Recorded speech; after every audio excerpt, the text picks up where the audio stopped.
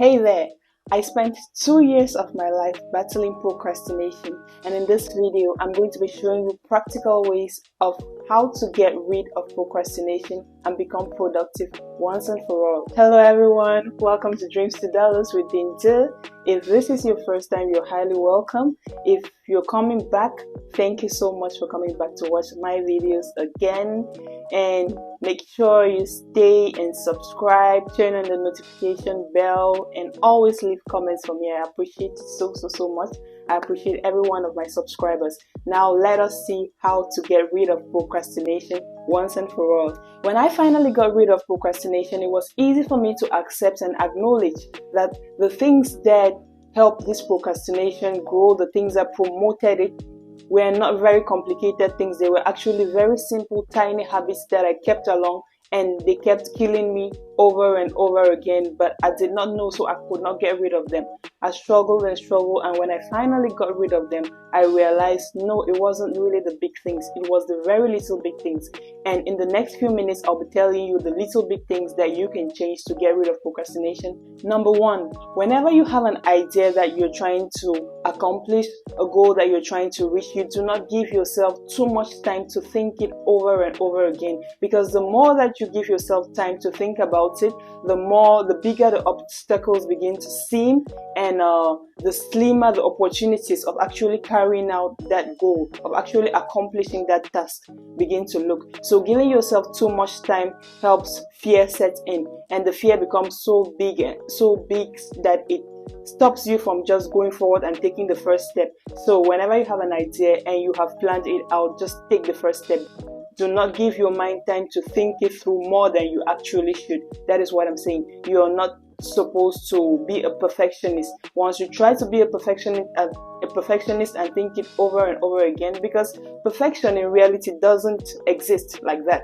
When you give yourself so much time to think about it, of course, imperfections are going to arise in that plan, and then they are going to make you fret, they're going to make you worry about so many things, and at the end of the day, you are not going to accomplish what you wanted to accomplish. So instead of thinking over and over again, go ahead and take the first step once you already have your plan figured out. Just another thing that worked for me was getting out of bed and making my bed every morning.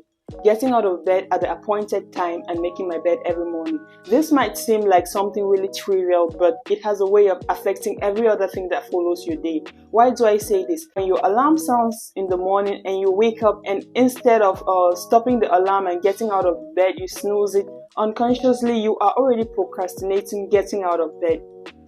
Now, when you finally get out of bed and you do not make your bed, you're already procrastinating, doing something that you could do immediately, and nothing stops you from doing that. So when you wake up, if you're battling with procrastination, we can start from the very little things. When you wake up, make your bed.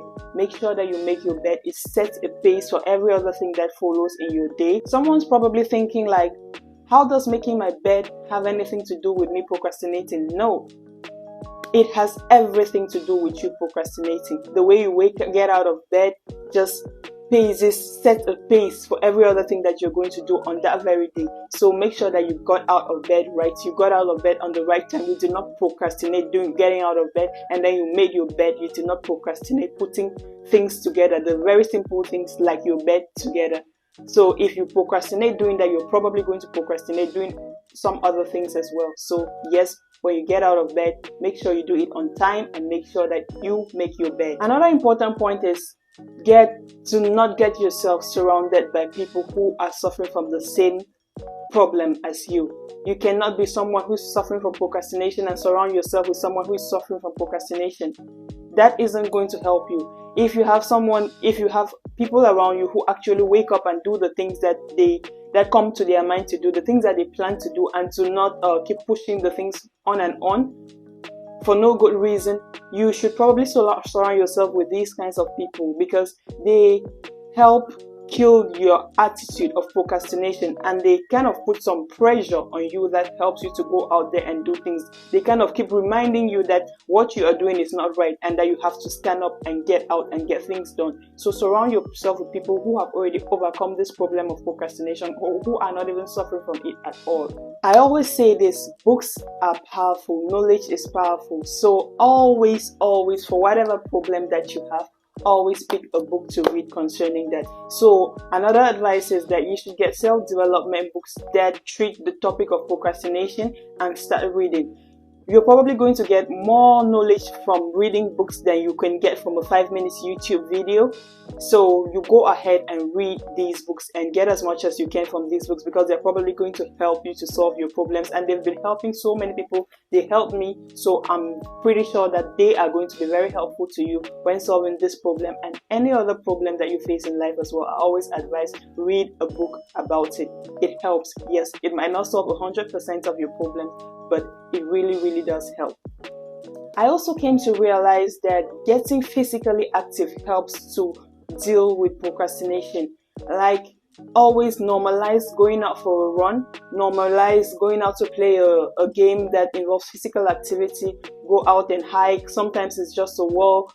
All those things, when you're physically active, it helps your mind so much, and it gets you out of that lazy girl seat, that lazy boy seat, and helps you to go out and accomplish other things. So yes, you might want to incorporate physical activities into your daily timetable, like just go for a run in the morning, or go for a hike during the weekend, or go for swimming during the weekend. That helps a lot. That was very helpful for me, and I think that will also help you. Another thing that I would say is practice breaking down your goals into activities, into actionable steps that you can actually carry on.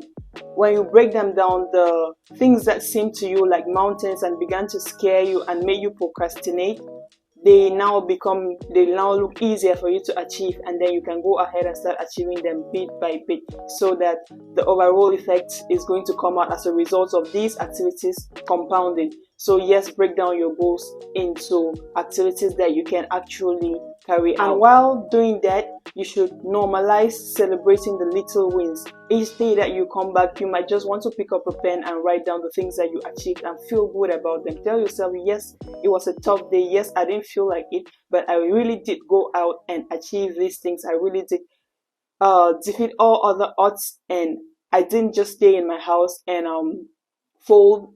I went out and I actually achieved these things. I know you've probably found yourself in situations where you're thinking like, if I had more time on my hands, I would probably do this. I'm too busy. That is why I'm not doing this. But the truth about it is that, from my experience, the more time you have on your hands, the less you actually get done. The busier you are, the more productive you are. That means when you've already gotten yourself in that spirit of work, you actually go on and achieve many more things. Now, while planning your activities, you might want to not give activities much more time than they actually need.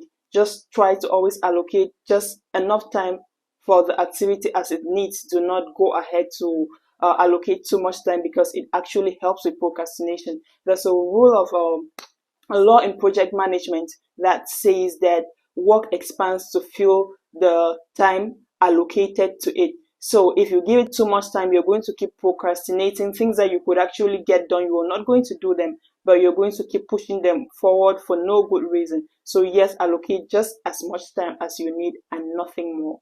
The little tips I just shared with you have been very useful for me in battling procrastination. So I suggest that you try out these and see what the results will be. I'm positive that it's really going to work out for you as it did for me.